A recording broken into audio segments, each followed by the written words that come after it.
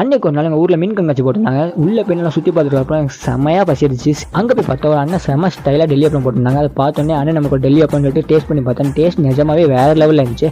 And second நான் taste பண்ண dish வந்து காலிஃப்ளவர் செம்ம சூடாக இருந்துச்சு. அது தெரியாமல் நான் வாயில் டக்குனு போட்டேன். வாயிலேருந்து போகலாம் வந்துச்சுங்க, அவ்வளோ சூடாக இருந்துச்சு.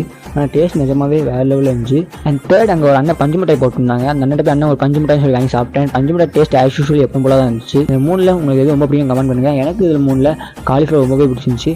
அண்ட் இந்த வீடியோ பிடிச்சிங்கன்னா லைக்கை தட்டி விடுங்க. மறக்காம சேனலை சப்ஸ்கிரைப் பண்ணி வச்சுக்கோங்க. Okay bye, have a good day.